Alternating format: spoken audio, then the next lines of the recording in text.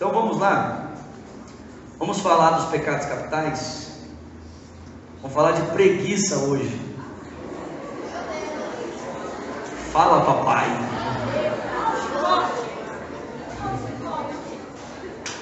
É hoje, irmão. Hoje eu vim com a minha cinta afiada, irmão. Amolei ela a tarde inteira para dar no seu lombo. Tô brincando. Vamos orar, queridos. Antes da gente orar, pergunta para o seu irmão: meu irmão, você é preguiçoso?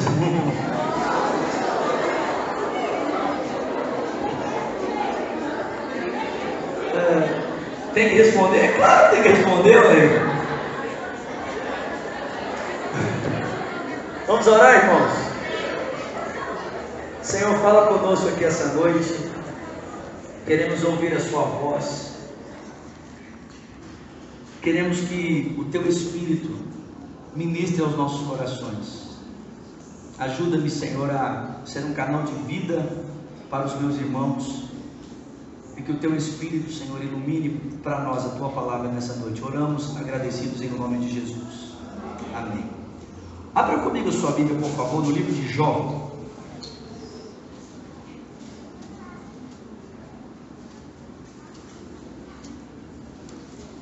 Livro de Jó, capítulo 1.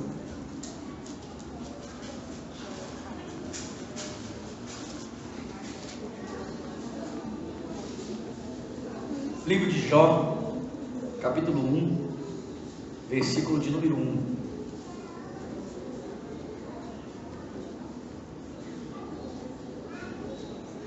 Lembrando, irmãos, que essas mensagens, todas elas estão sendo gravadas. Todas as mensagens estão disponíveis na internet, no YouTube. Se você digitar lá, Lagoinha Mineirão, Pecados Capitais, estão lá todas as mensagens, você pode ouvir todas gratuitamente, amém? Para abençoar você. Os slides estão lá disponíveis, está tudo disponível. A semana que vem nós encerramos essa série dos Pecados Capitais. Eu vou disponibilizar o livro dos Guinness que eu estou usando para os irmãos em PDF, gratuitamente para os irmãos lerem o livro se quiser. O livro do Graham Tolley, infelizmente não tem mais. Eu não sei se alguém achou o PDF do livro. Infelizmente não tem mais. Eu só tenho um e não vou te emprestar, não adianta pedir. Você achou para comprar na internet? Qual site? Casas Bahia? Irmão querido, no crediário de 40 vezes, você quer pagar quanto? Casas Bahia? R$12, R$14 nas Casas Bahia. Maravilha. E R$3 de frete. Compra o livro, irmão, do Graham Tolley, Pecados Capitais. O livro é bom. Bom. Eu também falei para os irmãos que existem dois áudios, duas palestras que eu tenho ouvido. Uma de um cristão e a outra de alguns que não são cristãos, que também tem norteado muito meu pensamento para elaborar essas discussões com os irmãos aqui. Uma é o Ed René-Kivitz, também está no YouTube, gratuito. Você procura lá, Pecados Capitais, Ed René-Kivitz, você vai encontrar, né? Um dia, quem sabe, se Deus assim o permitir, eu prego que nem ele. Segundo, você digita lá, A Casa de Vidro, é um blog que posta muita coisa, e esse blog postou uma série de palestras sobre os pecados capitais, que levam o nome de virtudes capitais, porque eles mostram que esses pecados foram sendo ressignificados na contemporaneidade, e são vários autores falando. Então tem Leandro Carnal, tem Luiz Pondé e outros. Então vale a pena também assistir, se você quiser ampliar um pouco o seu conhecimento.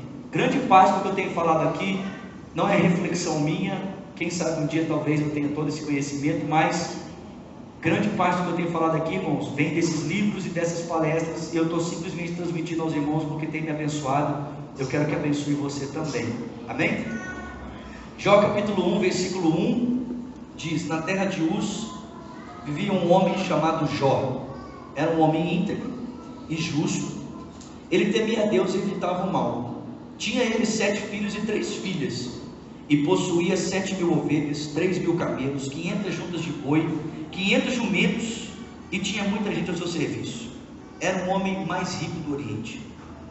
Seus filhos costumavam dar banquetes em casa um de cada vez, e convidava suas 3 irmãs para comerem e beberem com eles. E terminados os períodos dos banquetes, Jó mandava chamá-los e fazia com que se purificassem. De madrugada, ele oferecia um holocausto em favor de cada um deles, porque pensava: talvez os meus filhos tenham lá no íntimo pecado e amaldiçoado a Deus. E essa era uma prática constante de Jó. Eu estou lendo um livro do Caio Fábio, chamado O Enigma da Graça. Não tem mais esse livro para publicação, é um comentário expositivo do livro de Jó. E o Caio Fábio fala algumas coisas muito interessantes a saber desse livro. Talvez você leia o livro de Jó, e para você o livro de Jó seja um livro muito estranho. Por quê? Porque o livro de Jó, ele contraria toda a nossa noção do drama da vida. Porque nós temos uma noção a respeito do drama da vida, ou da complexidade existencial, que é a seguinte: que uma pessoa que faz tudo certo, uma pessoa que faz tudo direitinho, ela deve ser o quê? Abençoada. E aí você pega o livro de Jó, e você começa a ler o livro de Jó, e você percebe que Jó era o homem mais perfeito do seu tempo. E esse homem, que é o homem mais perfeito do seu tempo, de repente começa a viver situações da vida dele que fogem completamente à sua perspectiva de vida.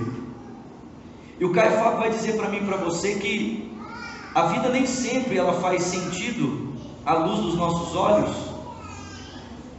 Não ping-pong, irmãos. Eu odeio ping-pong.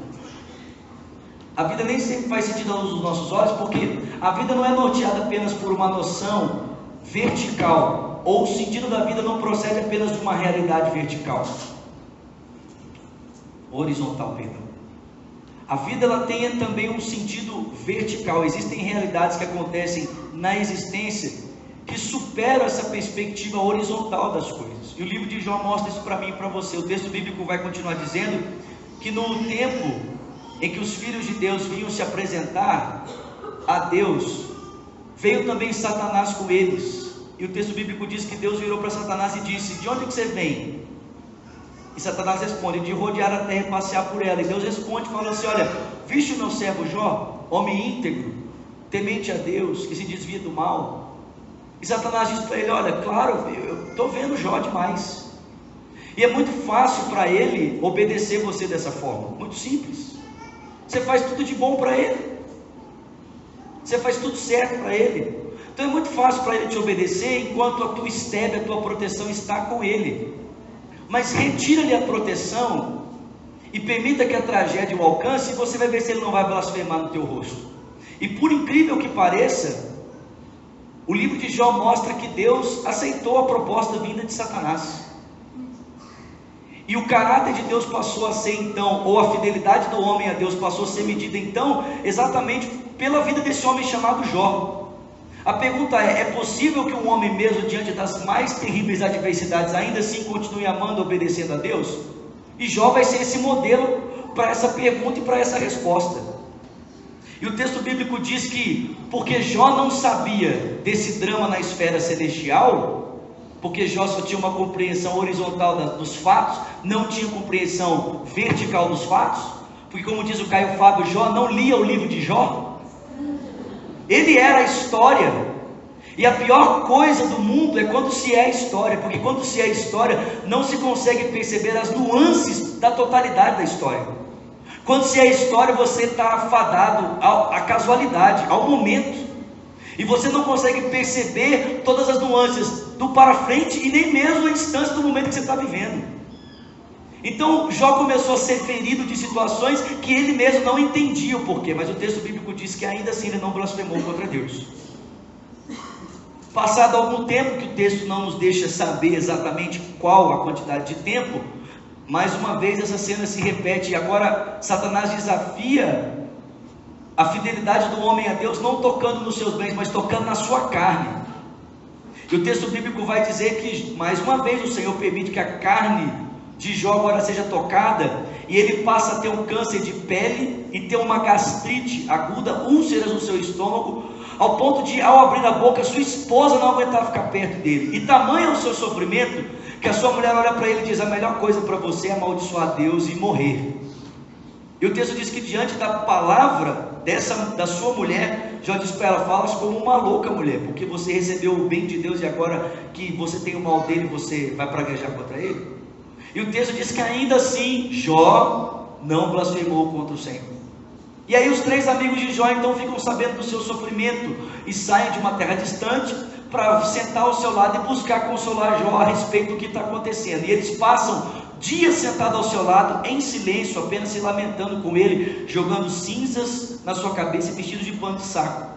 Mas ao final desses dias, os amigos de Jó vão buscar então confortá-lo por meio de respostas, né? Porque a gente tem que ter resposta para o sofrimento. Nós temos que ter respostas, afinal de contas, né? Tudo na vida tem que ter sentido. E os amigos de Jó então vão buscar dar um sentido ao sofrimento de Jó, para que por meio desse sentido ele seja consolado da sua dor e até mesmo o seu quadro de sofrimento seja revertido. O problema, irmãos, é que o sofrimento de Jó não tinha uma razão, pelo menos não acessível a ele. A razão transcendia a sua existência, a razão transcendia a sua completa noção do tempo e da realidade. Não estava acessível a ele o que estava ali acontecendo. E os amigos dele tentaram explicar então o seu sofrimento por meio da didática que todos os seres humanos buscam explicar o seu sofrimento, ou nortear a resposta por meio da didática que todo mundo tem da noção da existência. Você peca e a consequência é sofrimento. Só que Jó não pecou. E ele não está sofrendo porque peca, ele está sofrendo porque é o melhor homem do mundo. E aí a gente fica assim: como assim? Como é que o melhor homem do mundo pode sofrer? E os 3 amigos de Jó então vão confrontá-lo durante todo o livro, até o capítulo de número 38, buscando mostrar para ele que só existe uma resposta à realidade do que está acontecendo com ele. Qual é a resposta? Pecado. Pecado oculto, pecado dos seus filhos, o seu pecado.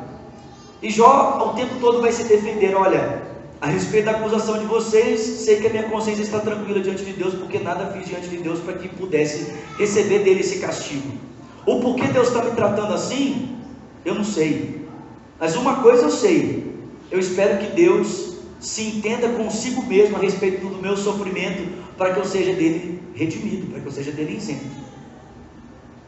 E no final do livro de Jó, para os que gostam de respostas para todas as questões da vida, né? Para aqueles que em todas as instâncias dependem, querem e exigem de Deus, Deus me dá uma resposta, Deus aparece e ele vai responder com outras perguntas.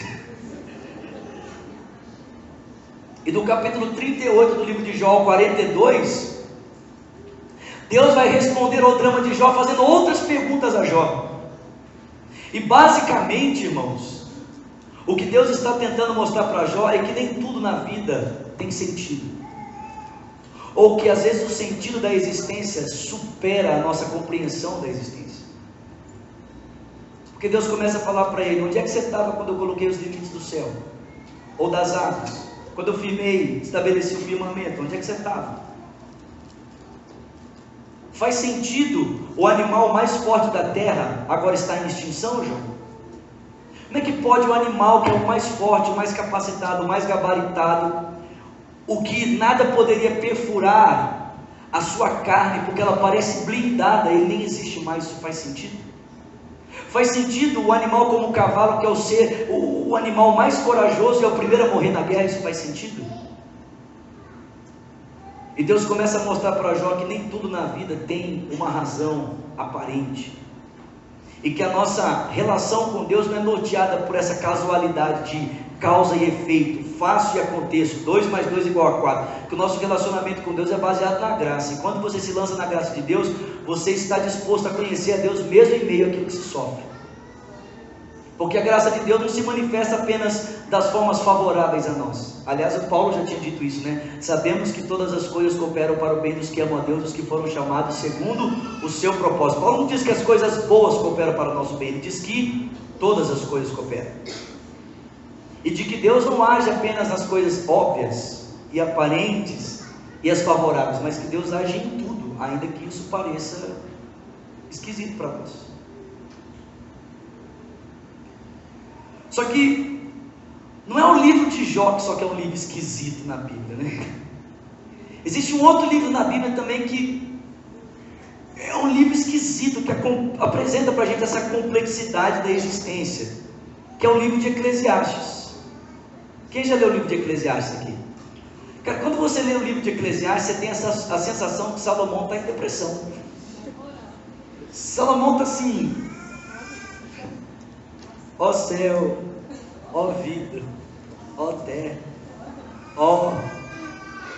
Mas a verdade é que o Salomão, agora na sua velhice, e fazendo uma releitura na vida a partir agora de tudo que ele viu e percebeu, ele vai perceber que no fundo, tudo na vida é só vaidade, superficialidade.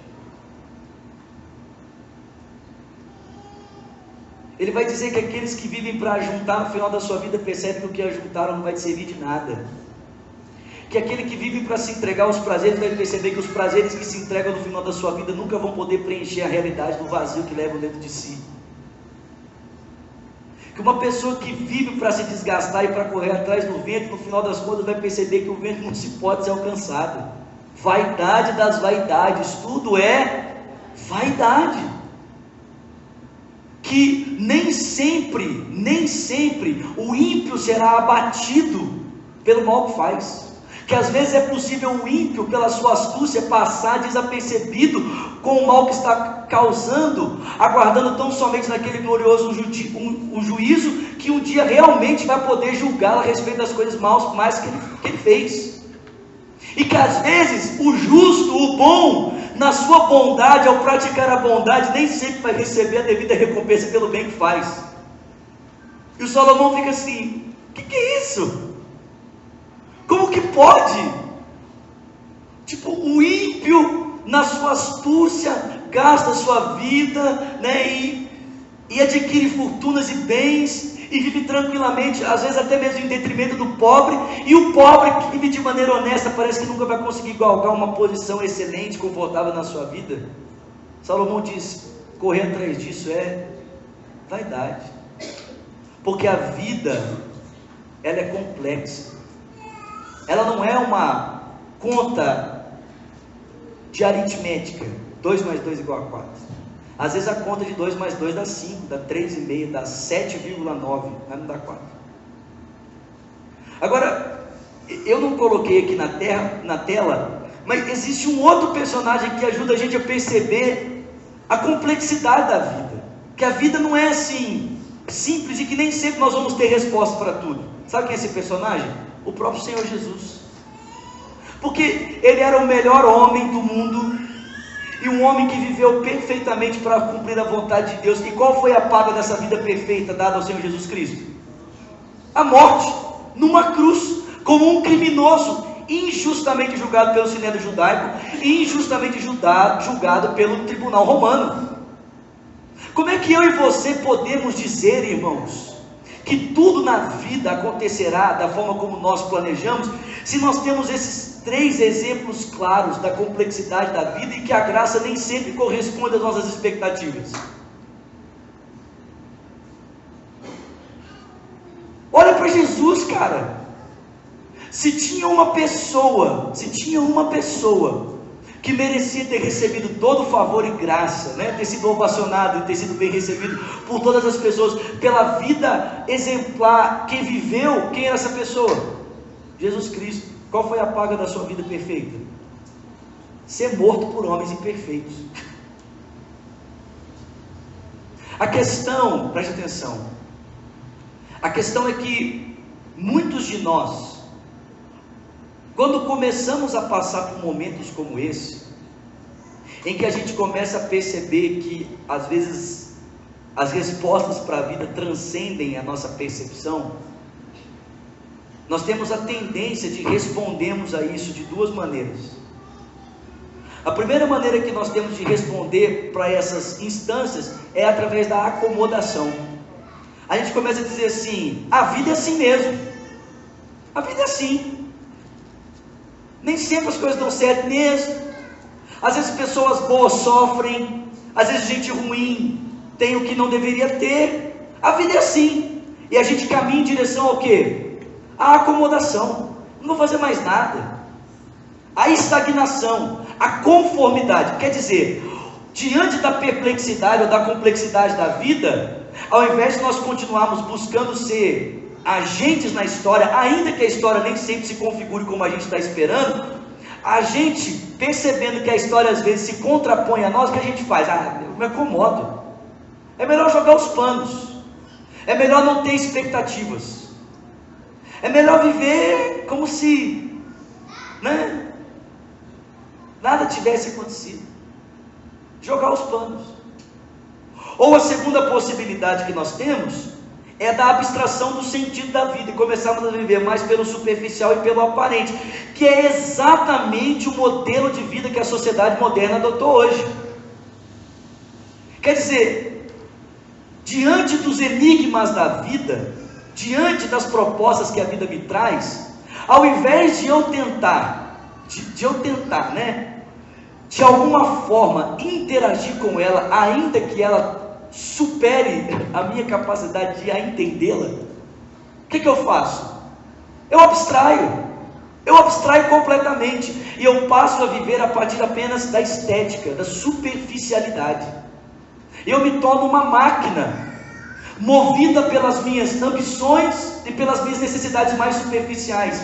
E não interessa tanto a subjetividade do meu ser, não interessa tanto as minhas necessidades mais profundas, porque na verdade essas necessidades elas devem morrer. Afinal de contas, ao tentar entendê-las e supri-las, eu corro o risco de me deparar com algo que vai além do que eu posso compreender. Você já percebeu que a gente vive num tempo em que as pessoas não querem pensar?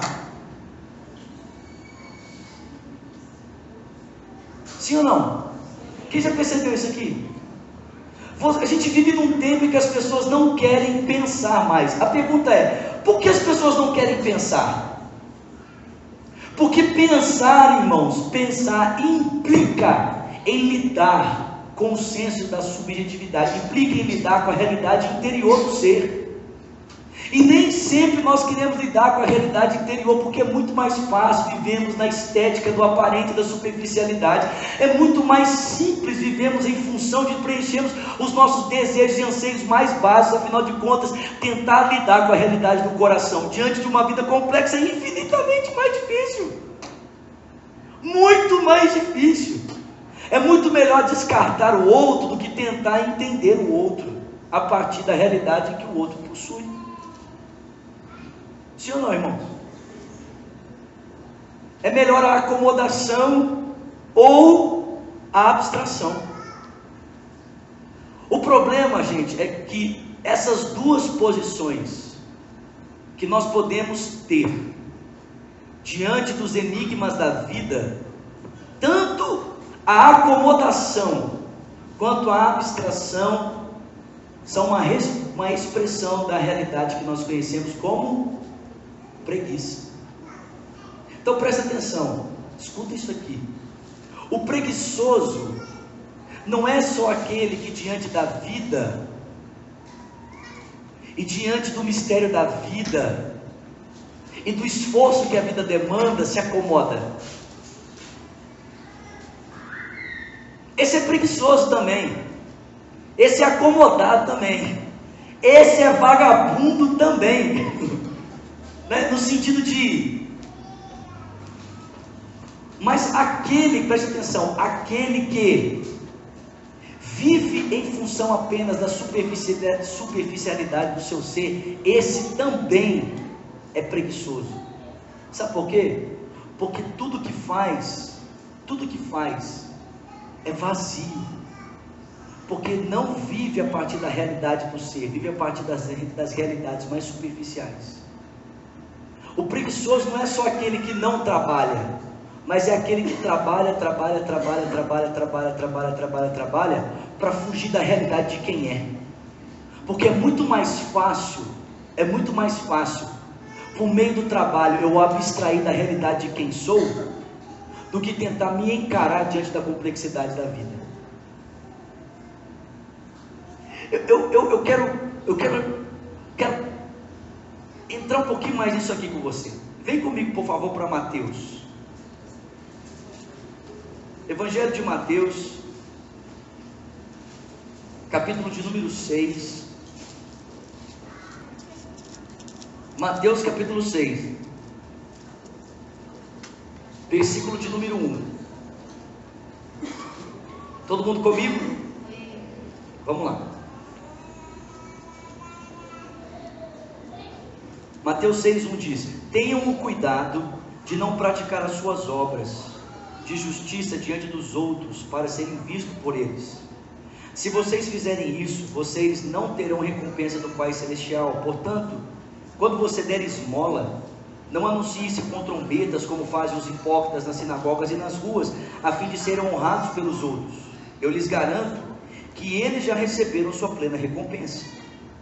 Mas quando você der esmola, que a sua mão esquerda não saiba o que está fazendo a direita, de forma que você preste ajuda em segredo, e o seu Pai, que vem em segredo, te recompensará. E quando vocês orarem, não sejam como os hipócritas, que gostam de ficar orando em pé nas sinagogas e nas esquinas, a fim de serem vistos pelos outros. Eu lhes asseguro que eles já receberam a sua plena recompensa. Mas quando você orar, vai para o seu quarto, fecha a porta e ore ao seu Pai que está em secreto, e então o seu Pai que vem em secreto te recompensará. E quando orarem, não fiquem sempre repetindo a mesma coisa, como fazem os pagãos. Eles pensam que por muito falarem serão ouvidos. Não sejam iguais a eles, porque o seu Pai sabe do que vocês precisam antes mesmo de o pedirem. Vocês orem assim: Pai nosso que estás no céu, santo seja o teu nome, venha o teu reino, seja feita a tua vontade na terra como nos céus. Dá-nos hoje o pão de cada dia. Perdoa as nossas dívidas, assim como perdoamos aos nossos devedores, e não nos deixes cair em tentação, mas livra-nos do mal, porque teu é o reino, o poder e a glória para todos sempre. Porque se vocês perdoarem as ofensas uns dos outros, o Pai Celestial também os perdoará. Mas se vocês não perdoarem uns aos outros, o Pai Celestial não vai perdoar as ofensas. Quando jejuarem, não mostrem uma aparência triste como os hipócritas, porque eles mudam a aparência do rosto, a fim de que os outros vejam que eles estão jejuando. Eu lhes digo verdadeiramente que eles já receberam a sua plena recompensa. Ao jejuar, arrume o cabelo e lave o rosto, para que não pareça aos outros que você está jejuando, mas apenas a seu Pai que te vê em secreto. E o seu Pai que te vê em secreto te recompensará. Não acumulem para vocês tesouros na terra, onde a traça e a ferrugem destrói, onde os ladrões arrombam e furtam. Mas acumulem para vocês tesouros dos céus, onde a traça e a ferrugem não destrói, onde os ladrões não arrombam e nem furtam, porque onde estiver o seu tesouro, aí vai estar o seu coração. Os olhos são a candeia do corpo. Se os seus olhos forem bons, todo o seu corpo será cheio de luz. Mas se os seus olhos forem maus, todo o seu corpo será cheio de trevas. Portanto, se a luz que está dentro de você são trevas, que tremendas trevas são! E ninguém pode servir aos dois senhores. Ou você vai odiar um e amar o outro, ou você vai se dedicar a um e desprezar o outro. Vocês não podem servir a Deus e ao dinheiro. Portanto, eu lhes digo: não se preocupem com a sua própria vida, quanto ao que comer, nem com o seu próprio corpo, quanto ao que vestir. Não é a vida mais importante que a comida, e o corpo mais importante que a roupa? Observem as aves dos céus: não semeiam e nem colhem, nem armazenam em celeiros. Contudo, o Pai Celestial as alimenta. Não tem vocês muito mais valor do que elas? Quem de vocês, por mais que se preocupe, pode acrescentar a uma hora que seja a sua vida? Por que vocês se preocupam com roupas? Vejam como crescem os lírios do campo. Eles não trabalham e nem tecem. Contudo, eu lhes digo que nem Salomão, em todo o seu esplendor, vestiu-se como um deles. Se Deus veste assim a erva do campo, que hoje existe e amanhã é lançada ao fogo, não vestirá muito mais a vocês, homens de pequena fé? Portanto, não se preocupe dizendo o que vamos comer, o que vamos beber, o que vamos vestir, porque são os pagãos que correm atrás dessas coisas. Mas o Pai Celestial sabe que vocês precisam delas. Busque, pois, em primeiro lugar o reino de Deus, a sua justiça, e as outras coisas te serão acrescentadas. Portanto, não se preocupem com o amanhã, porque o amanhã trará suas próprias preocupações. Basta a cada dia o seu próprio mal. Preste atenção, Jesus está criticando aqui, nesse texto, uma postura, e ele faz essa crítica a partir de uma palavra. a palavra hipócritas ou hipocrisia. Fala comigo, hipócritas ou hipocrisia. Agora, quando você lê o Evangelho de Mateus e os outros evangelhos, você vai perceber que essa palavra hipócritas ou hipocrisia, ela está diretamente ligada a um grupo de pessoas. Existe um grupo de pessoas que constantemente é censurado por Jesus como hipócritas ou na sua hipocrisia. Esse grupo é o grupo dos fariseus ou dos líderes religiosos. Agora, a palavra hipocrisia, ela era comum no contexto grego, no contexto da onde Jesus vem, porque era uma palavra usada no teatro grego. Quando as pessoas encenavam um papel, quando as pessoas usavam máscaras no teatro para encenar um papel, a palavra usada para isso era a palavra hipócrita ou hipocrisia. Quer dizer, a verdade que não corresponde com a realidade da minha vida é uma hipocrisia. Hipocrisia. Quando eu estou diante de alguém apenas interpretando um papel que não corresponde à realidade da minha vida, eu sou um hipócrita. Hipócrita. Agora preste atenção. Jesus vai dizer para mim e para você que a hipocrisia deles está diretamente relacionada às coisas que eles fazem no âmbito da espiritualidade. Então, eles não são hipócritas fazendo outras coisas senão orando, jejuando e lendo a Bíblia e dando ofertas para as pessoas.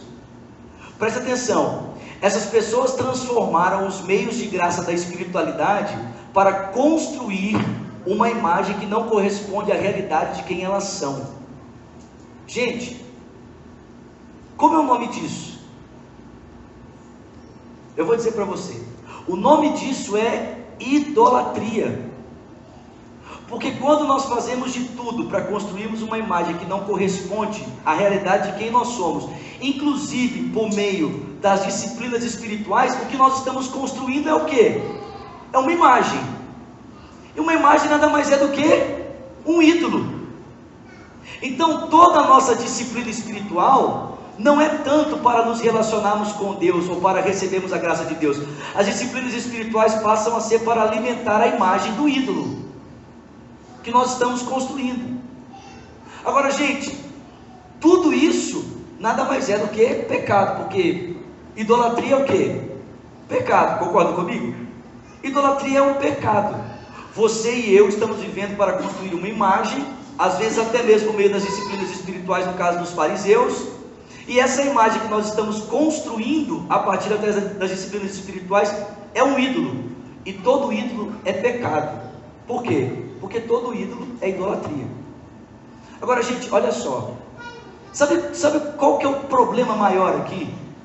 O problema maior aqui é que, porque essas pessoas não entenderam o real sentido das disciplinas espirituais, elas não conseguem tocar a profundidade das disciplinas. Quem ora para ser visto pelos outros, nunca será ouvido por Deus. Tem a sua recompensa ao ser ouvido pelos outros. Quem dá oferta para ser ovacionado pelas pessoas, nunca receberá a graça de Deus. Por quê? Porque tem a sua recompensa das pessoas. Quem jejua para ser visto pelos outros, nunca receberá o favorecimento do alto pela disciplina do jejum. Por quê? Porque tudo que espera é o aplauso que procede de alguém que está vendo a tristeza no seu rosto por causa da prática do jejum. O que Jesus está criticando aqui, gente, é a superficialidade com que esses homens estão lidando com as disciplinas espirituais. Quer dizer, algo que era para tocar uma realidade infinitamente superior, está sendo usado de uma forma tão superficial, que serve apenas para construir uma imagem, para que essa imagem seja vista pelas pessoas, é aplaudida e reconhecida. E quem espera ser visto e aplaudido pelas pessoas por meio da imagem que constrói até mesmo através das disciplinas espirituais, essa pessoa, irmão, essa pessoa nunca vai tocar de fato a graça de Deus. Sabe por quê? Porque tudo que ela espera vem do homem, tudo que o homem pode dar é só um aplausozinho. Só um aplausozinho. Agora, sabe o que é pior, irmãos? Sabe o que é pior? O pior é que o mal dos fariseus é o mal do nosso século. Porque da mesma forma como eles eram superficiais a respeito das disciplinas espirituais, nós somos superficiais a respeito da maneira como nós lidamos com a vida. Porque qual é a maior preocupação que as pessoas têm hoje a respeito da sua vida? Eu vou dizer para você: dinheiro, o que elas vestem e o que elas comem. E você quer ver como que isso é verdade? Abre o seu Instagram e perceba o que as pessoas postam todos os dias no seu Instagram. As pessoas buscam o tempo todo construir uma imagem a respeito do que elas têm, a respeito do que elas vestem e a respeito do que elas comem. Jesus não critica apenas a imagem construída a partir da estética de uma compreensão irreal da espiritualidade. Jesus critica também a superficialidade construída a partir da estética da roupa, a partir da estética do que se possui, a partir da estética do que se come. Sabe o que eu acho engraçado? É que você olha para o Instagram e você nunca vai ver ninguém postar um prato de feijão com arroz e bife. As pessoas sempre vão postar o prato do Outback. Sim ou não? Sim ou não? As pessoas sempre vão postar aquele prato glamuroso, bonito, né? As pessoas vestem a sua melhor roupa e se postam no espelho.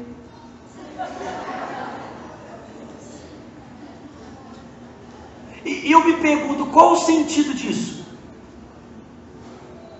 E eu vou dizer o sentido disso. O sentido disso é esperar que o outro de alguma forma seja surpreendido pela imagem que eu estou postando e me aplauda através de um like. Isso nada mais é do que uma imagem. Isso nada mais é do que um ídolo. Quer dizer, Jesus está dizendo para mim e para você que por meio dessas coisas, ao invés de nós estarmos percebendo a graça constante de Deus que cuida de nós e que nos alimenta, nós somos tão superficiais que nós nos tornamos pagãos correndo atrás dessas coisas e não conseguimos perceber o que de fato deveríamos estar percebendo, que é o cuidado constante perene do Pai Celestial, sempre nos alimentando e sempre cuidando de nós. Porque nós somos rasos, nós somos superficiais, nós estamos mais preocupados com a estética do que o aparento, do que com a graça que está sendo dispensada em me alimentar. Eu fiz uma reflexão sobre isso aqui. Eu quero ler para você. Isso aqui é muito forte. Escuta só. Todo pecado é uma forma de escravidão. Assim, o caminho para a liberdade passa pela obediência. Deus nos fez para a liberdade, não para a escravidão da promoção da imagem. Viver para a promoção de uma imagem é viver uma vida de idolatria. Nós não precisamos criar algo sobre nós. Deus já nos fez algo, sua imagem. Eu não faço para ser, eu sou, e é por isso que eu faço. Nós somos filhos de Deus, e no amor do Pai está a nossa realidade. Obrigado, Pai, por nos livrar da escravidão da imagem. Não se pode fazer nada de fato ao outro, quando o meu único desejo é a autopromoção. Na escravidão do eu, o outro não existe, ele é apenas um meio para a promoção de mim mesmo. Presta atenção, gente. Quando eu vivo a partir dessa superficialidade, na verdade o que eu faço para o outro, não é para o outro, é para quem? É para mim mesmo, porque eu não consigo enxergar o outro, eu só consigo enxergar os benefícios que eu terei por meio do outro. Então na verdade eu não estou fazendo algo por causa do outro, eu estou fazendo algo por causa de quem? De mim mesmo. O outro é só um meio, o outro não é um fim. Porque eu nem consigo enxergar o outro, eu só consigo enxergar o que eu quero por meio do outro. Olha o que Jesus está ensinando para a gente aqui. O amor é quem nos liberta. Glória a Deus. Eu não preciso ser o que o outro espera e nem preciso usar o outro para ser o que não sou. Tudo o que preciso ser é filho de Deus, livres da escravidão da perfeição e da escravidão do medo de errar. A solução de Jesus para a cultura do eu na prática de vida é: não fale do que você faz. Na vida de oração é: entra no seu quarto e fecha a porta. Para uma vida mais profunda, Jesus nos chama para além da superficialidade da estética, porque existe bem mais aonde os olhos não conseguem enxergar. A cultura da estética celebra a aparência, A vida cristã entende que o verdadeiro sentido da estética, se é estética, é apenas estética. Não faz sentido se não parte de um coração bonito. O vício dos vícios é o amor demasiado pelo eu. A cultura da estética não entende o benefício do jejum porque troca o pão do céu pelo reconhecimento dos homens. A cultura da estética perdeu o senso real do valor, prefere o ajuntamento de hoje porque esqueceu o sentido do eterno. O pessoal prefere dinheiro, o ajuntamento do agora, do que perceber a realidade que transcende do Pai Celestial. Sim, sim, do Pai vem a libertação para a cultura da estética. Olha o que Jesus disse: por que vocês se preocupam tanto com o que vocês vestem? Por que vocês se preocupam tanto com o que vocês comem? Por que vocês se preocupam tanto com o que vocês ajuntam? Você já parou para pensar isso? Por que eu preocupo tanto com o que eu visto diante dos outros? Por que eu preocupo tanto em mostrar o que eu como para os outros? Por que eu preocupo tanto em ajuntar diante dos outros? A cultura da estética cultua o aparente, guarda o que não tem valor e se esquece do que é fundamental. O vício do aparente é a morte do essencial, gente. Nós vivemos nesse tempo. Nós vivemos em um tempo em que aqueles que diante da complexidade da vida não se sentem aptos para vencê-la, se acomodam. E os outros preferem abstrair. E vamos viver a partir do aparente. Vamos viver como todo mundo vive. Vamos viver o famoso deixa a vida me levar, vida leva eu. Não interessa se eu estou violando o meu coração, o que interessa é o que eu visto. Não interessa se eu sou vazio, interessa o que eu como. Não interessa se ainda possuindo muito eu permaneço vazio, isso não interessa. Por quê? Porque o que manda, na verdade, é o que eu tenho. O que eu sou, pouco importa. O que importa é o que eu visto, é o que eu como e é o que eu possuo.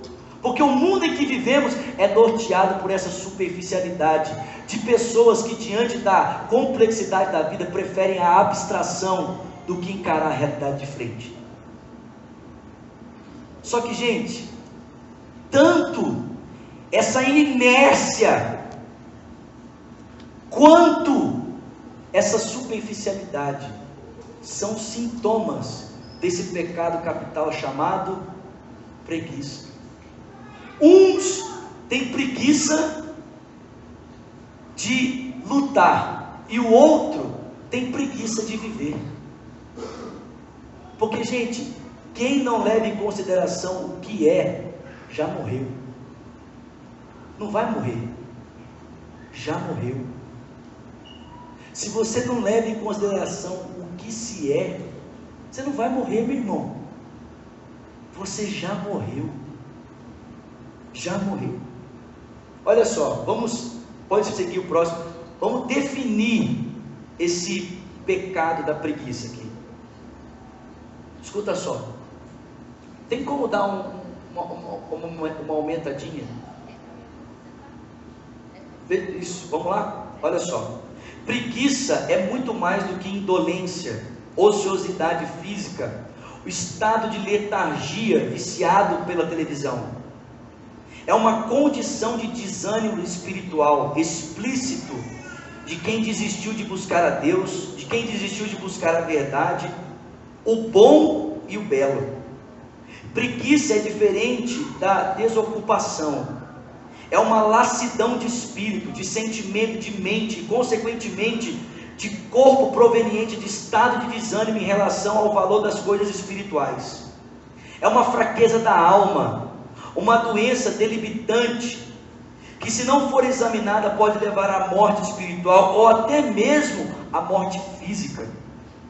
Hoje esse tipo de preguiça é expressa em frases como falta de interesse pela vida, desorganização, desesperança em relação ao sentido da vida, cauterização da moral, vaguear sem rumo, paralisia da vontade e tédio indiferente. Você já ouviu pessoas que falam assim: vou fazer isso, vamos. Nossa, mas que coisa, tipo assim, para mim tanto faz. Já ouviu isso? Não, tanto faz. Mas se der certo, tá bom, mas se não der, tanto faz. Já ouviu isso? Na realidade, a preguiça é a melancolia moderna que nasce do ódio a todas as coisas espirituais que requerem esforço. O pároco Chaucer diz: a preguiça não suporta dificuldades ou penitências. Tirado do livro Pecados Capitais, do Os Guinness. Próximo, por favor. Olha só. É possível que a preguiça seja o mais confuso dos 7 pecados capitais e o mais difícil de definir, porque a maioria das pessoas provavelmente pensa em primeiro no ócio quando elas pensam em preguiça. Por outro lado, preste atenção, a preguiça muitas vezes está associada à antiga ideia da assídia do latim, que às vezes é traduzida por cansaço espiritual ou desespero. A descrição de João Cassiano sobre a assídia ressalta um aspecto fundamental da preguiça. Ela muitas vezes se revela na inquietação, em uma falta de contentamento que não provém da inveja, mas do desespero. Tomás de Aquino descreve a preguiça como a tristeza e a repulsa ou a falta de empenho para conseguir um bem espiritual e divino. A preguiça é exatamente a falta de paixão, ociosidade estabelecida que por alguma razão não consegue se admirar com colinas cobertas de verde, montanhas proeminentes, um gesto de bondade que é completamente inesperado, o nascimento de uma criança, a arte de Andrea Bocelli ou uma boa música. Quando alguém desistiu da vida, quando a afirmação mais comum dos seus lábios é não dou a mínima ou tanto faz, quando essa pessoa está tão sem vida ao ponto de nenhum progresso para parecer possível ou válido, e nenhuma necessidade maior do que a de ser apenas reconhecida, é aí que a negligência e a complacência surgem como ameaça. Deixamos de pensar na vida, em ideias ou em pessoas, quando não acreditamos mais que exista algo que mereça ser considerado. A complacência se aproxima de nós quando achamos que não há nada de novo para aprender, nada que vale a pena ser buscado. Ambos provêm de uma indolente renúncia à vida. Seguindo, por favor. Existe algo a respeito da preguiça que precisa ficar claro. O oposto da preguiça não é o vício pelo trabalho. Não envolve a atividade frenética de quem aspira a subir socialmente ou da pessoa que tem grandes ambições profissionais. Trabalhar 16 horas por dia, 7 dias por semana, não é o remédio para a preguiça, é o caminho para um ataque de nervos. Como vimos, a preguiça não é mera ociosidade, é uma perda mais profunda da paixão, do amor pela vida. O vício ou o viciado em trabalho, na verdade, se nega à profundidade de encontrar aquele grande abraço da vida, do amor de Deus, porque está concentrado em coisas sem valor, como um salário alto ou a admiração dos seus colegas. Meus irmãos, isso aqui é muito forte, gente. Presta atenção. Caramba, pessoas que se furtam do real sentido e do real significado da vida. Gente que vive apenas a partir da superficialidade é chamado por mim e por você de gente preguiçosa, gente que prefere se prender ao estético do que aquilo que é real. Vocês estão entendendo isso aqui? Sim? Como é que a gente supera isso? Alguém já leu algum livro chama O Impostor que Habita em Mim? Alguém já leu esse livro? Como é que é o nome do autor? Esqueci. Brennan Manning, isso, obrigado. Se você não leu, lê esse livro. O Brennan Manning, ele fala que o nosso desespero constante, presta atenção, o nosso desespero constante por fazermos alguma coisa, o nosso desespero constante por sempre estarmos ouvindo alguma coisa, o nosso desespero constante por não ficar parado, tem a ver com uma única razão: é que nós odiamos a nossa própria companhia, porque não existe alguém que nós mais odiamos nessa vida do que a nós mesmos. E para não termos o desprazer de encontrarmos com quem somos, sabe o que a gente faz? Trabalha. Porque parar, irmãos, parar um minuto, é dispor-se a ouvir o grito do que está realmente acontecendo do lado de dentro. E nenhum de nós quer ouvir a realidade do que está acontecendo do lado de dentro. A gente prefere construir uma imagem estética a partir do que a gente apresenta pelo lado de fora. Da camisa bonitinha, do sapato bonitinho, do cabelo escovadinho. Como é que a gente lida com isso? Como é que a gente sai desse ciclo maldito, vicioso? De ou sentir-se tão inerte diante da complexidade da vida que prefere desistir da vida. Ontem eu fui fazer uma visita de madrugada. Eu saí da casa do casal, era quase 2 horas da manhã. Eu fui acionado com urgência e fui lá. O pau estava quebrando na casa deles, quebrando. E aí eu cheguei lá e estava aquela cena, né? Daquele jeito. Eu sentei na mesa com esse casal. Eu olhei dentro dos olhos de cada um deles e falei: pode contar o que aconteceu. E o pai de família foi o primeiro a abrir a boca e começou a falar. Ele falou assim: para mim não dá mais, eu estou cansado disso, eu desisto, para mim já deu, e não sei o que, papapá. E a hora que ele terminou de falar, eu deixei a esposa falar, deixei o filho falar. E a hora que eles terminaram de falar, eu falei assim: agora eu posso falar? Pode, pastor. Eu falei: você quer que eu bata colocado ou posso bater com força? Fica à vontade, do jeito que o senhor achar melhor. Eu falei: você não devia ter falado isso. Eu falei assim para ele: presta atenção, meu irmão, você não usou a sua força para destruir a sua casa, agora você usa a sua força para construir. Porque a mesma força que você dispensou para destruir o seu lar é a mesma força que você vai dispensar para construir agora. É mais fácil agora, diante da complexidade, preferir o caminho do quê? Da acomodação, não é? Que é o que a maioria de nós faz aqui. Mas eu falei para ele: não foi com essa mão aí, não foi a mão que você usou para destruir? Pois é essa mão que você vai usar para construir também.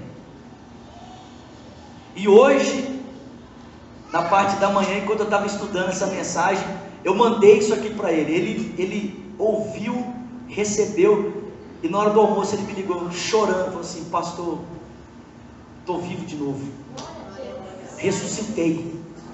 Eu falei assim: eu já tinha planejado para o dia de hoje o meu suicídio. A mensagem que o senhor mandou me fez viver de novo, me ressuscitou. Eu falei: irmão, usa a força que você estava usando de forma equivocada agora para fazer a coisa certa. Mas a gente não é só assim. A gente não age só assim. A gente também prefere nortear a vida pelo estético, pelo aparente. Porque lidar com o profundo é muito mais difícil. É muito mais complexo. Olhar para a realidade de si mesmo e buscar se enxergar como se é, e ainda se enxergando como se é, lutar para não ser como é muito mais difícil.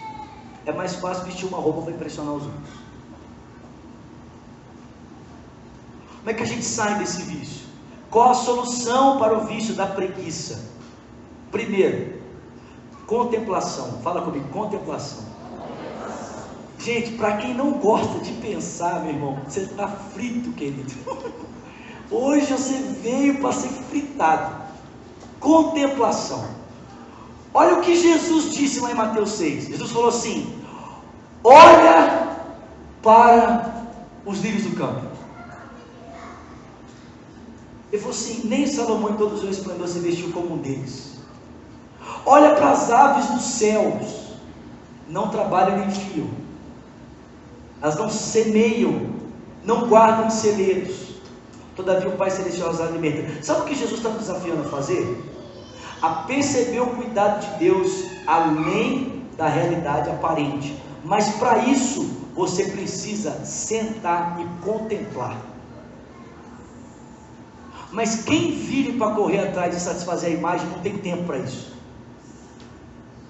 Quem vive para construir uma imagem não tem tempo para sentar e observar um passarinho, porque isso é perda de tempo para ele. Quem vive para construir uma imagem não tem tempo de sentar e observar uma planta, uma flor. Afinal de contas, isso é trivial demais. Eu tenho que correr atrás. O problema, irmãos, é que o real sentido da vida passa exatamente pela contemplação, e muitas vezes pela contemplação daquilo que é trivial. Você sabia que as maiores ideias que os homens já tiveram na história, inclusive o descobrimento, ou a formulação do conceito do que nós chamamos hoje de lei da gravidade, aconteceu em momentos em que as pessoas pararam para contemplar? O Isaac Newton estava lá sentado debaixo da macieira lá e viu a maçã cair. Aí ele começou a pensar: por que esse negócio cai? E começou a filosofar: por que esse troço cai? E hoje eu e você temos a formulação desse conceito. Mas já pensou se ele fosse superficial o suficiente para não conseguir sentar e pensar nos desdobramentos que a vida tem nas coisas simples? Esse é o sentido do sábado, irmãos. O sábado, instituído por Deus no Antigo Testamento, tem esse sentido. Qual o sentido? De parar tudo para contemplar na beleza da vida o cuidado constante de um Deus que ama você. Perceber que mesmo quando você não faz nada, ou perceber que não é pelo muito exercício da sua força que as coisas acontecem, mas pelo cuidado e pela providência de Deus. Contemplação. Parar para contemplar. Fala assim: hoje eu vou parar para contemplação, para observar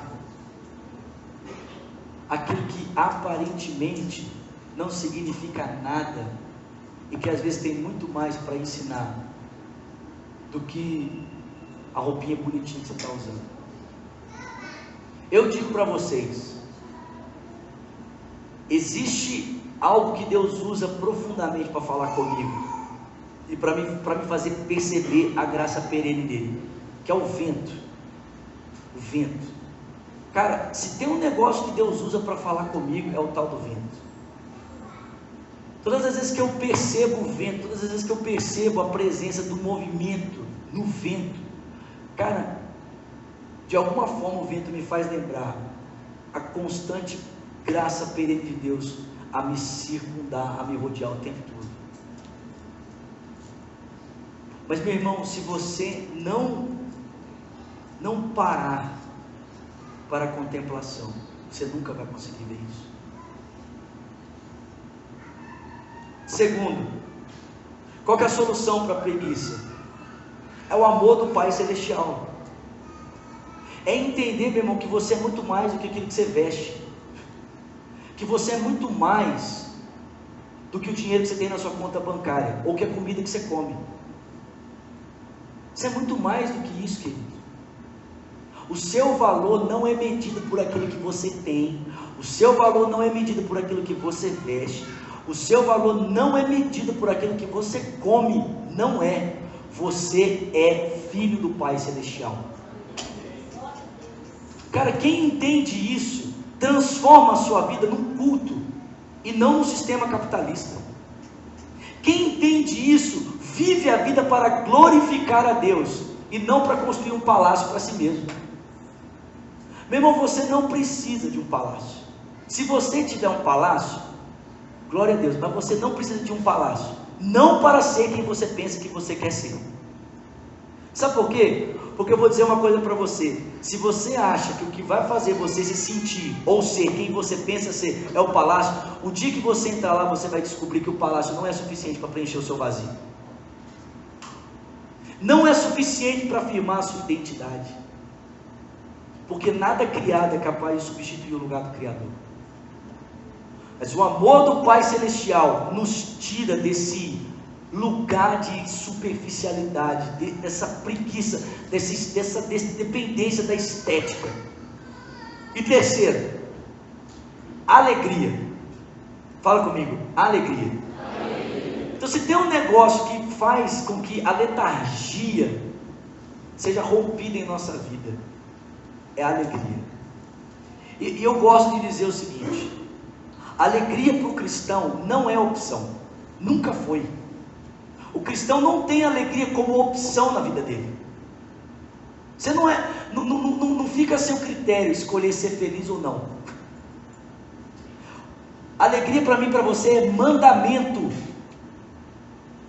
Filipenses 4:4. Alegrai-vos sempre no Senhor, e mais uma vez direi, alegrai-vos. Você já viu alguém alegre? Você já viu alguém feliz perder o sentido para a vida? Já viu alguém alegre, verdadeiramente feliz, que não tem sentido para viver? Meu irmão, se tem um negócio que faz a gente saltar da cama e viver, é esse negócio chamado alegria. Eu não sei você, mas cara, quando o meu relógio toca, meu irmão, na parte da manhã, eu já levanto assim: é hoje que eu vou quebrar tudo. Hoje, Jesus é maravilhoso. Eu não sei, irmão, hoje eu acordei 6:30 da manhã, com a fome do caramba. Estava com a fome lascada. Acordei, aí eu fui lá, fiz meu café, botei música, já dancei sozinho na cozinha. Falei: oh, Jesus maravilhoso. Sentei 6:30 da manhã para preparar a mensagem, levantei 6 horas da tarde. Dei uma pausa só na hora do almoço. Cara, alegria é um negócio que te motiva, irmão.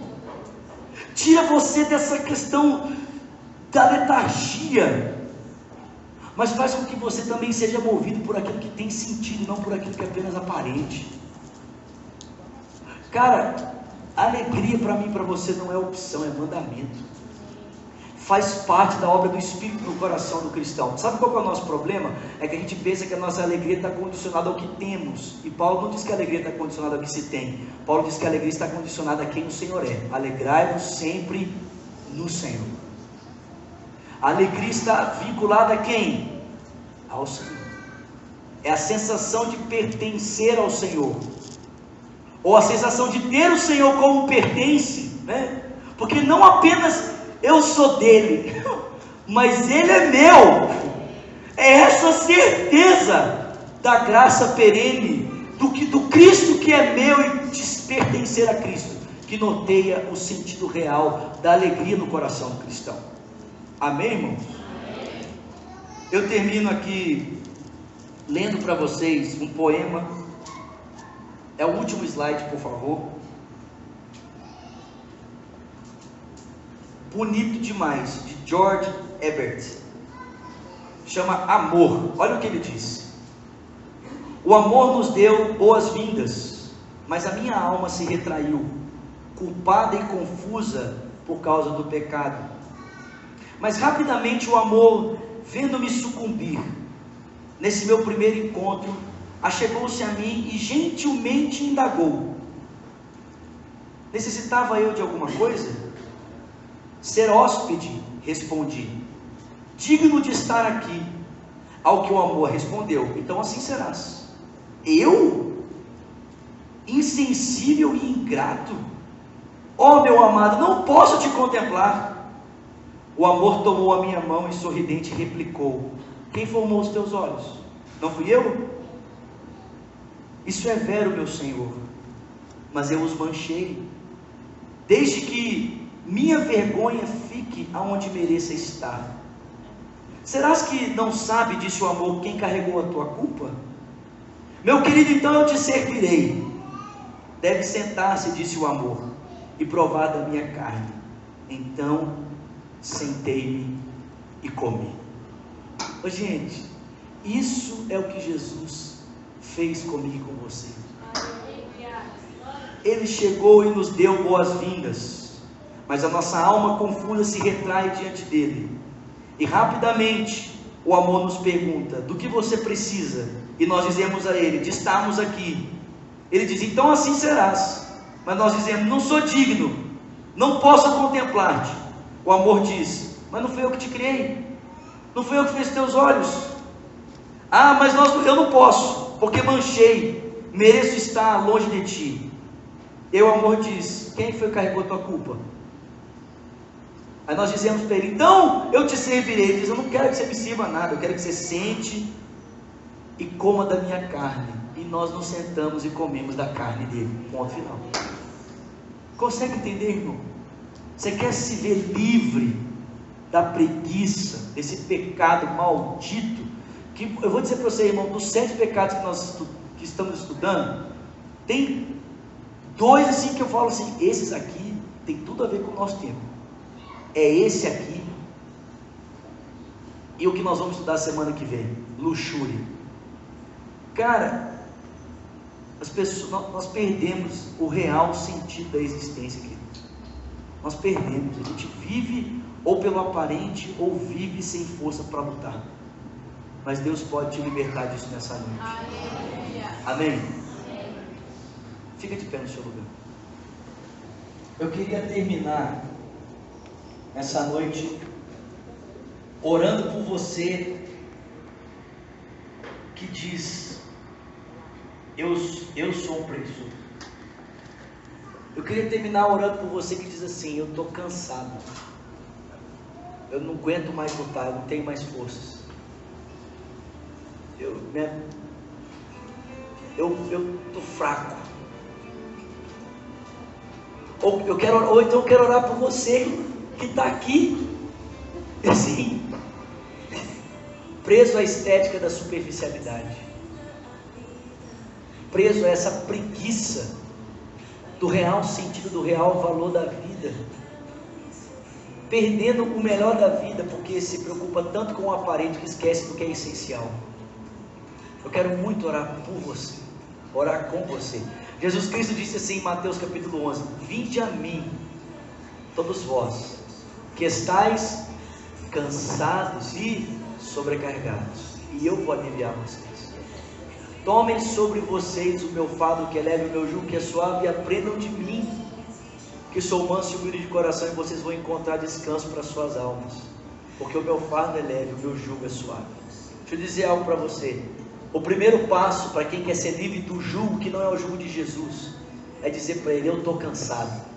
Porque Jesus não troca o jugo de quem está bem, ele troca o jugo de quem reconhece que já não está aguentando mais. Se você é essa pessoa, eu queria convidar você, gentilmente, a sair do seu lugar e vir aqui à frente. Eu quero orar com você. Sai do seu lugar e vem, que eu quero orar com você. Pode aumentar a música aí.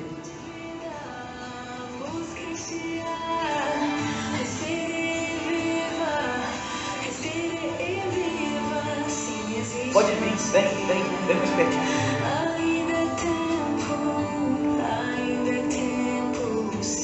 Glória a Deus, glória a Deus, glória a Deus, aleluia, glória a Deus. Pode abaixar um pouquinho, vamos orar. Você pode orar comigo pelos seus irmãos aqui? Amém? Glória a Deus. Se você não tem sucumbido a esse vício, louvado seja Deus, amém? Mas tem gente aqui reconhecendo: para mim não está dando mais. Amém? Estenda suas mãos, vamos orar por eles. Senhor, obrigado, Deus, porque a Tua palavra tocou nesses corações aqui nessa noite. Obrigado, Senhor, muito obrigado. Obrigado, Senhor, porque nessa noite o Senhor está trocando o fardo deles. O Senhor está trocando o jugo deles, Deus, pelo Teu jugo, pelo Teu fardo, que não é pesado, que é leve, que é suave, Senhor. Eles vão, a partir de hoje, passar a andar ao Seu lado, Senhor, e na companhia do Senhor passar a perceber a vida então na ótica do Senhor, Pai. Perceberam, ó Deus, que realmente a vida é complexa, realmente a vida às vezes nos faz passar por momentos que nós não conseguimos entender, por situações que nós não temos resposta, que nem sempre, Senhor, a vida é lógica, que nem sempre as coisas acontecem conforme a gente espera, mas que a nossa resposta à vida não deve ser a apatia, a indiferença, o não estou nem aí, o não faz sentido, não tem nada a ver, ou tanto faz. Não deve ser, Senhor, não deve ser essa nossa resposta. Eu peço ao Senhor dar força para os meus irmãos lutarem, Senhor, ainda que diante da complexidade, ainda que diante do absurdo, ainda que diante, Senhor, da ausência de respostas, que eles tenham, Senhor, força para lutar, que eles tenham alegria no coração, que eles tenham confirmação, ó Deus, no amor do Senhor para a vida deles, Pai, que eles tenham, Senhor, força na contemplação, ao olhar, ó Deus, para a obra da criação, para, ó Deus, a maneira como o Senhor conduz a ordem criada, que eles possam olhar para ela e perceber o cuidado constante e perene do Senhor para com a vida deles, em nome de Jesus. Que aqueles que estão aqui abatidos, fracos, cansados, desesperados, ó Deus, sentindo-se preguiçosos, letárgicos, ó Deus, sem forças para lutar, sejam animados nessa noite. E que aqueles que estão aqui, Senhor, tão presos à superficialidade, a uma vida, Senhor, norteada, Senhor, pelo aparente, pelo estético, ó Deus, que estão perdendo, Senhor, o melhor da vida, estão perdendo, Senhor, o melhor, Senhor, porque, Senhor, aquilo que é essencial nem sempre está, Senhor, acessível aos olhos, Senhor. Pai, eu peço ao Senhor por esses meus irmãos, quebra esse ciclo de idolatria na vida deles. Pai, o Senhor, na Tua palavra, nos mostra que o Senhor destrói os ídolos, o Senhor não lidar com os ídolos, o Senhor não tira os ídolos, o Senhor destrói. Pai, eu te peço, se necessário for, Senhor, destrói os parâmetros que estão sendo construídos a partir de uma imagem, Senhor, calcada em valores superficiais, para que a nossa vida toque a realidade verdadeira, para que a nossa vida toque, Senhor, o sentido real da existência, que é a glorificação do Teu nome, que é vivermos para a glória do nome do Senhor. Pai, leva os meus irmãos à contemplação, Deus, que eles possam perceber que não é pelo muito fazer, que não é pela correria desenfreada, Senhor, não é, ó Deus, pelo excesso, Senhor, ó Deus, de trabalho, que as coisas acontecerão. Que eles busquem em primeiro lugar o reino de Deus, Sua justiça, Senhor, e as outras coisas serão a eles acrescentadas, Pai.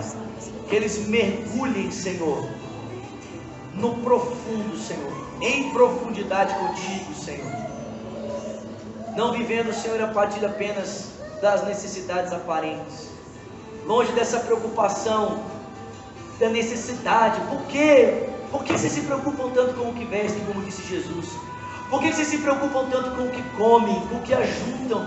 São os pagãos que fazem isso. Senhor, eu te peço em nome de Jesus, livra-nos disso, Senhor. Livra-nos disso, de gastarmos as nossas forças com aquilo, Senhor, que não te glorifica, Senhor, que não te exalta. Te peço isso, Senhor, nessa noite, em nome de Jesus Cristo. Amém, amém e amém. Glória a Deus.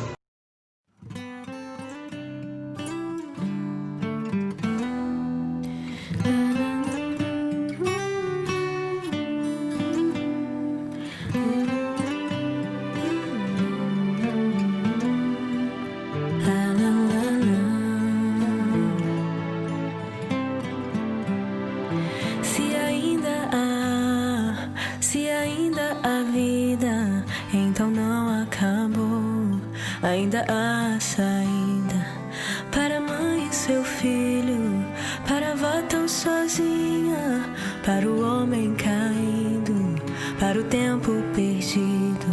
Ainda há amor, os olhos não fecharam ainda. Deus soprou fôlego de vida, busque este ar, respire e viva, respire e viva. Sim, existe uma saída. Ainda é tempo, ainda é tempo, sim.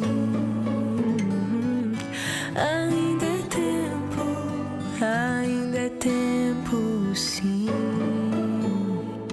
Para quem choram a Deus, para os medos teus, para pessoas sofridas, quem não mais acredita, ainda há amor. Os fechar ainda, Deus soprou fôlego de vida. Busca este ar, respire e viva, respire e viva. Sim, existe uma saída. Ainda é tempo, ainda é tempo, sim. Ainda é tempo, ainda é tempo, sim. Oh, oh, oh, oh. Se o teu coração se fechou, oh, oh, oh.